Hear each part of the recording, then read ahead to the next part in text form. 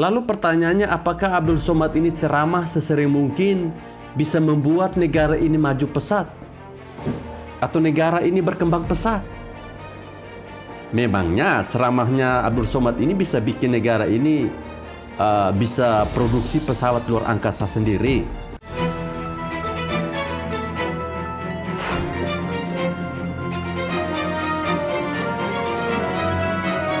Assalamualaikum warahmatullahi wabarakatuh. Salam, salve, Om Swastiastu, Namo Buddhaya, salam kebajikan. Teman-teman, sebelum menonton video ini silahkan klik tombol subscribe dan juga like. Terima kasih.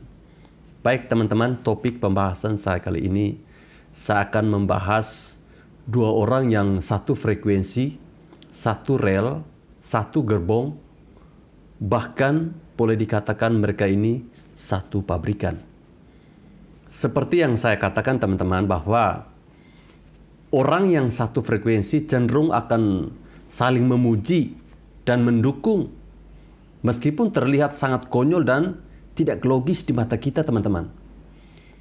Ya, mereka ini seolah dilarang untuk saling mendahului, apalagi saling menyindir. Itulah yang dilakukan oleh Rocky Gerung dan Abdul Somad, teman-teman. Jadi si Rocky Gerung ini, dia menyebut bahwa Abdul Somad ini berhenti ceramah dalam 1 jam, maka kedunguan bangsa ini akan terus bertambah. Saat menjadi pembicara dalam Dialog Nasional Kemerdekaan RI yang disiarkan di channel YouTube-nya Abdul Somad. Jadi Rocky Gerung mengatakan bahwa Muhammadiyah sekarang sudah punya 172 universitas. Artinya dengan 5 juta mahasiswa. Jadi kalau 1 jam saja dosen Muhammadiyah mogok mengajar, maka IQ bangsa ini akan drop. 1 jam saja Abdul Somad berhenti berceramah, kedunguan bangsa ini bertambah. Ini yang disebut model pikiran bangsa ini untuk melesat. Ya, kurang lebih pernyataan Rocky Gerung seperti itu teman-teman. Masa sih bisa begitu? Bukankah jika Abdul Somad ini berhenti ceramah selamanya, negara ini justru akan lebih adem dan tentram?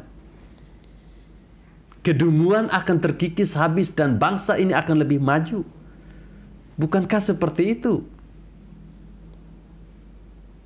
Ya, jangan lupa ya, dengan insiden memalukan di mana Abdul Somad ini ditolak masuk ke Singapura karena dianggap tidak baik bagi Singapura. Terutama soal beberapa ceramahnya yang memang sangat kontroversial. Kita tahu bahwa Singapura ini adalah negara kecil, tapi mereka sangat maju dan sejahtera. Singapura bahkan menolak Abdul Somad.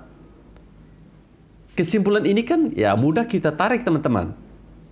Yaitu Singapura maju karena tidak bisa toleran terhadap orang-orang seperti Abdul Somad ini teman-teman.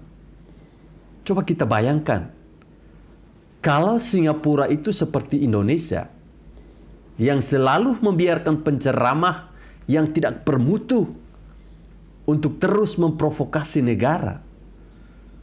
Saya yakin Singapura akan tetap jadi negara kecil, miskin, dan bahkan tidak berdaya. Ya, negara maju itu mereka lebih berpikir logis, karena SDM-nya juga ikut berperan besar dalam kemajuan sebuah negara. Mereka tidak gampang diperdayai oleh mulut-mulut manis, apalagi orang-orang yang sering provokatif.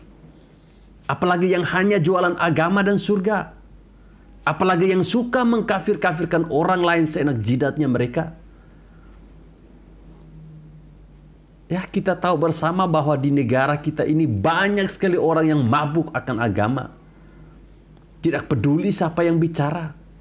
Yang penting labelnya pemuka agama. Maka akan dibela mati-matian. Meskipun orang itu salah, teman-teman. Inilah yang sebenarnya lebih cocok disebut kedunguan sejati. Teman-teman pasti pernah mendengar soal perkataan Abdul Somad tentang hukum menonton film Korea, kan? Katanya, yang menonton itu asalah orang kafir dan mewanti-wanti agar tidak menyukai orang kafir. Suka mengkafir-kafirkan. Inilah yang menjadi salah satu alasan Singapura itu menolak Abdul Somad masuk ke negaranya. Model seperti inikah yang disebut mencerdaskan bangsa? Apakah Abdul Somad ini tidak ceramah sejam? Kedunguan bisa bertambah? Bukannya terbalik. Lalu pertanyaannya, apakah Abdul Somad ini ceramah sesering mungkin bisa membuat negara ini maju pesat? Atau negara ini berkembang pesat? Memangnya ceramahnya Abdul Somad ini bisa bikin negara ini bisa produksi pesawat luar angkasa sendiri? Kemudian bisa menghasilkan teknologi maha canggih yang bisa membuat Amerika Serikat ketar-ketir?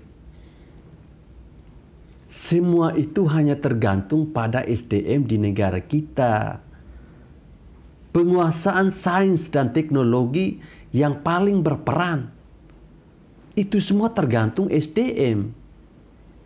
Tapi kalau mahasiswanya mabuk agama, apalagi hanya sukanya demo yang tidak jelas, ya janganlah kita berharap negara kita ini akan maju. Yang ada malah semakin dungu. Teman-teman tahu tidak? Kenapa radikalisme ini mulai banyak menyusup ke kampus-kampus? Akibatnya bagi mahasiswa adalah otaknya jadi koslet. Berpikirnya hanya surga melulu. Untuk apa ciptakan teknologi baru kalau masuk neraka? Untuk apa kaya kalau tidak dapat kafling surga? Lebih baik mati miskin tapi masuk surga. Kenapa otak mereka bisa seperti itu? Karena pasti sudah paham. Ya, teman-teman pasti sudah paham lah alasannya kenapa. Kita merasa heran tapi ini kenyataan. Buktinya baliho saja mereka sembah-sembah, teman-teman. Seharusnya Rocky Gerung ini katakan di depan Singapura atau negara maju lainnya. Nah, itu saya jamin mereka akan tertawa sampai terkentut-kentut, teman-teman. Dalam hati mereka pikir, kok ada ya pemikiran sedungu Rocky Gerung ini? Orang yang katanya pakar segala pakar, tapi cara berpikirnya kok dungu sekali.